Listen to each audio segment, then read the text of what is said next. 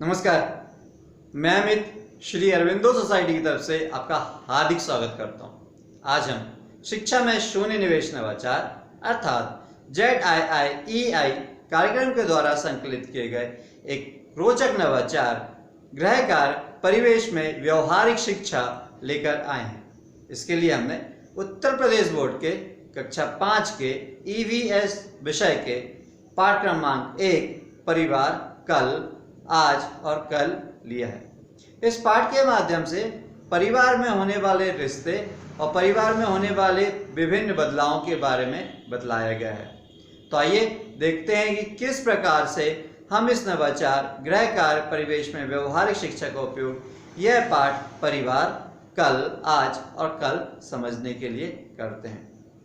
इस नवाचार गृह कार्य परिवेश में व्यवहारिक शिक्षा, जैसे कि नाम से ही समझ में आ रहा है कि बच्चे घर पे रह के सीखते हैं, ये बात कर रहे हैं। इस नवाचार गृह कार्य परिवेश में व्यवहारिक शिक्षा में विद्यार्थी अपने घर और आसपास के वातावरण से अनुभव लेके पाठ की समझ डेवलप कर लेते हैं, पाठ की समझ विकसित कर लेते हैं, और यही इस नवाचार की मुख्य नवीनता या विशेषता होती है।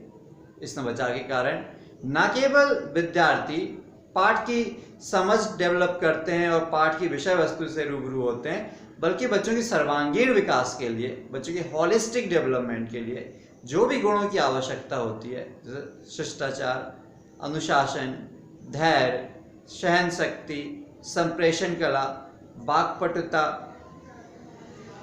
व्यवहार, अच्छा व्यवहार, विनम्रता आदि गुण ये बच्चे धीरे धीरे इस नवाचार के कारण सीख जाते हैं।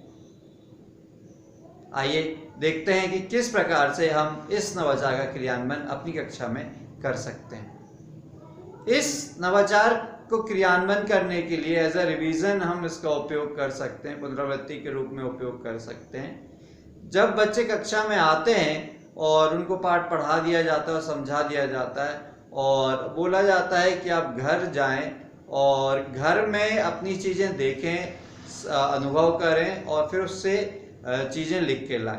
जैसे उनको एक सारणी दे दी जाती है, उसमें 2 कॉलम होते हैं। एक में लिखा रहता है कि उनके गांव में, बच्चों के गांव में बाहर से आने वाले परिवारों के नाम लिखें और वो किस कारण से, दूसरी कॉलम में किस कारण से वो यहाँ पर आए।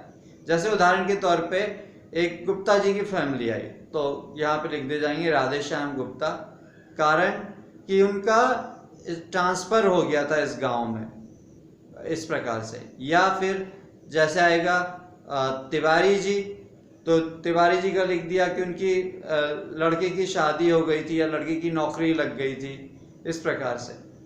या फिर इसमें हम एक और नवाचार कराते हैं कि इस पार्ट में एक और एग्जाम्पल करवाते हैं कि जैसे गांव में शादी हुई, तो गांव में शादी में क्या क्या होता है।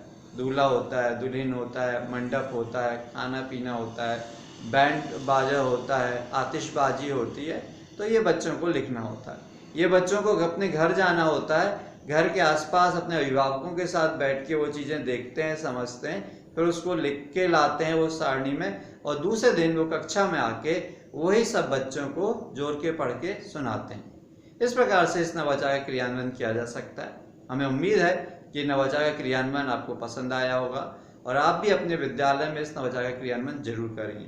हमें पूरी उम्मीद है कि इसके बहुत अच्छे परिणाम आपको देखने को मिलेंगे और आपके स्कूल की लर्निंग आउटकम में जरूर वृद्धि होगी।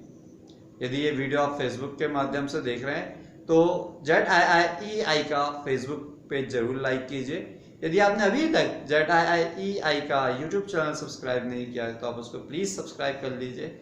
नीचे डिस्क्रिप्शन पे इनोवेटिव पाठशाला मोबाइल ऐप का लिंक मौजूद है, जिससे आप डाउनलोड करके इसी प्रकार के रोचक, मनोरंजक, ज्ञानवर्धक नवाचार प्राप्त कर सकते हैं और अपने स्कूल की लर्निंग आउटकम में वृद्धि कर सकते हैं। वीडियो देखने के लिए बहुत बहुत धन्यवाद। नमस्कार।